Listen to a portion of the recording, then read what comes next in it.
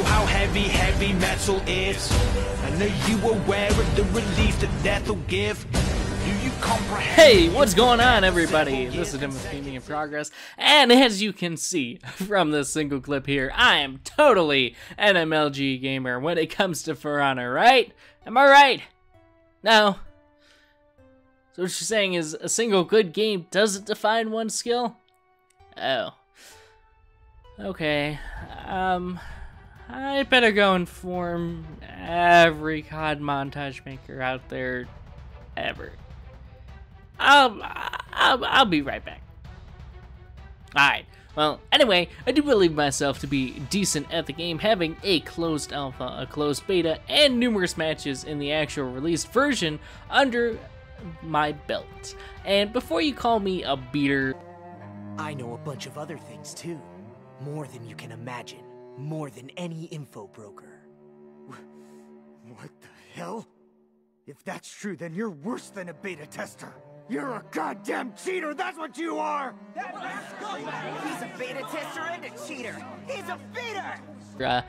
one, this isn't Sword Art Online there, weeaboo, and two, having played either of what was previously listed doesn't give me any advantage other than knowledge. And much like beta testers and Sword Art Online, I am passing that knowledge on to you for the low price of one subscription. Now, I'm kidding about that last part, but I am passing the knowledge on to you. Now, these tips are a result of me playing the game and noticing things that, well, other players seem to kind of overlook. Be it a new player or someone who's been playing for a short time, or even someone seasoned such as myself, it is my hope that these tips will benefit you so that should we ever meet on the field of battle, the only thing that will determine the victor is skill alone. So, without further ado, here are 7 tips for Honor. Number 7, execute everyone. Much like Anakin Skywalker did to Count Dooku and Emperor Palpatine had done to the Jedi in Revenge of the Sith, you would be wise to execute your enemies for multiple reasons. And I apologize for bringing up Revenge of the Sith. I know that's a wound that hasn't healed for many, and I apologize, but it had to be done. It just had to be done. Now, the first reason is rather obvious, as an executed enemy cannot be revived by their comrades. This is critical regardless of the game mode, as it's a major game changer in Brawl as it pits 2 enemies against 1, and in Dominion or Skirmish game modes, it prevents them from respawning sooner as it adds an additional penalty to your time. And in an elimination match, it can easily secure victory, as there are no respawns whatsoever if you die. Now, while it perhaps isn't necessary in duels, it still acts as a bit of psychological warfare, as having your head chopped off can be, well, a little disheartening. If you don't believe me, just ask Count Dooku.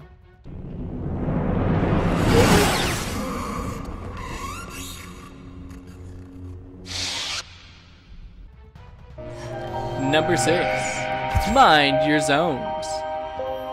Now, I'm sure you were told as a child to mind your manners. Well, fuck that. Instead, you should mind your zones. You see, Dominion is basically like domination from Call of Duty or Battlefield, but with swords and zones instead of guns and flags. You capture a zone to gain 100 points, and additionally, they generate points for your team as long as they are under your control. However, I often see players capture a zone and then run off. I would encourage you, dear viewer, to stick around the zone, for as while you are in the zone, it will generate 2 points each point rotation instead of 1. Now listen, I'm not saying to stay at the zone the whole time and let the rest of your team try and capture the other zones, but make an honest effort to keep an eye on at least 1 or 2 of the zones, so that if somebody else moves for them, you can intercept that person and hopefully prevent them from taking your precious zone. Oh, and by the way, while you're in a zone, besides the middle one, you will regenerate any lost health in your health bar, so keep that in mind if you need to heal up after a brave battle. Number 5. Beware of being outnumbered. Now I get it. I get that in For Honor, you find yourself playing a brave warrior who fights against all odds. However, even the bravest of warriors know when to retreat. Sure, there are times when a skilled player can somehow manage to kill multiple fucking people, but more times than not, you're usually just gonna get stabbed in the back by fucking Peacemaker. Yeah, that's right. I see you back there, you Assassin's Creed reject. Get the fuck away from me. Fuck you! I ain't having that shit! Bottom line is, in Dominion, Skirmish, or Elimination, a one-on-one duel can quickly turn into insurmountable odds.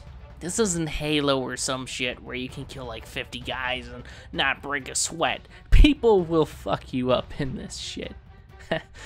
So, in the words of Sephiroth, showing your back to the enemy. Overconfidence will destroy you. Number 4. Stay away from ledges. Now, this tip can be applied to life in general, as well as For Honor.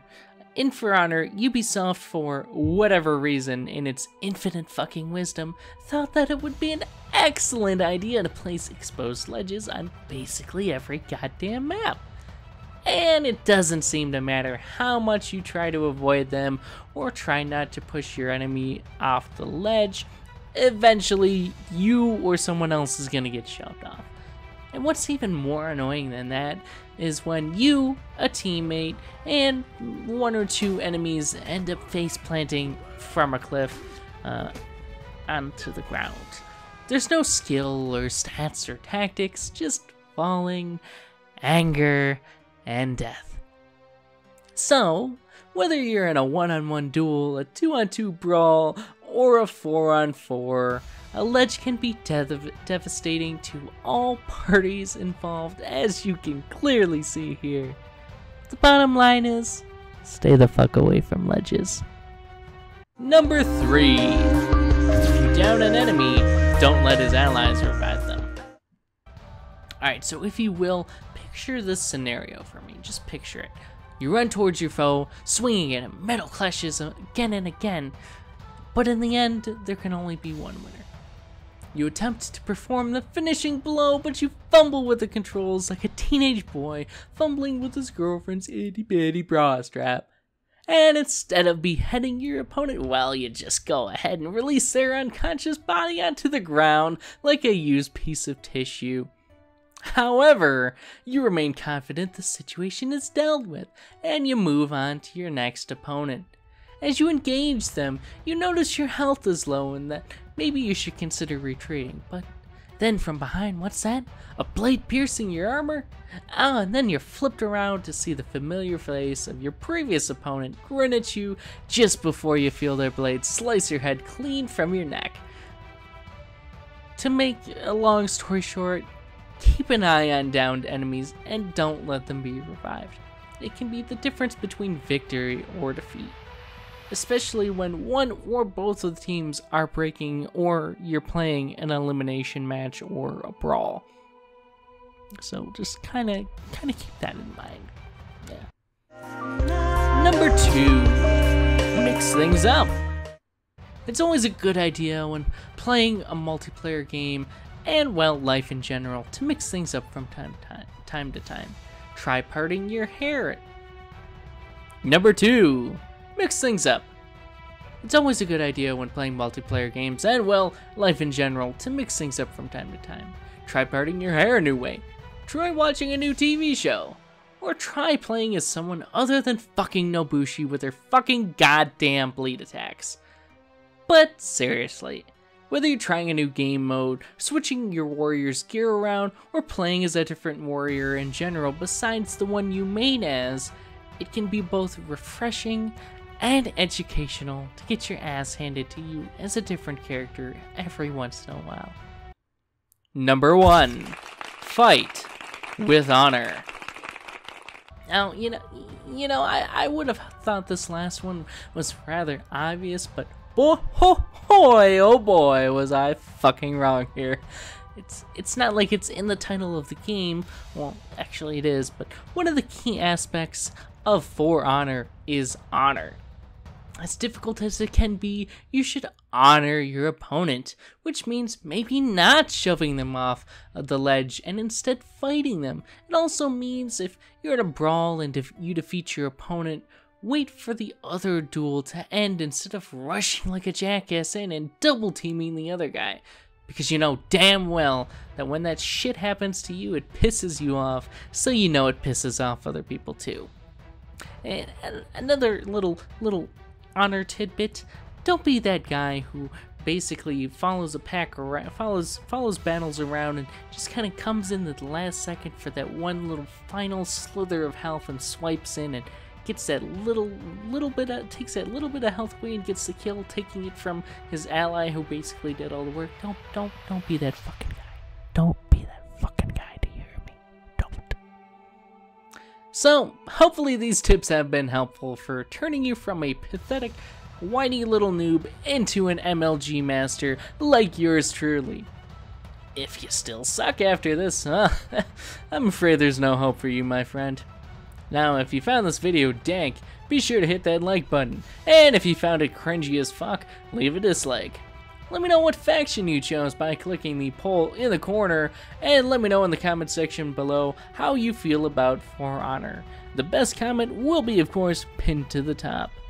That being said, this has been Devin with Gaming in Progress, and I will see you guys in the next video. Why did I do it, Your Honor?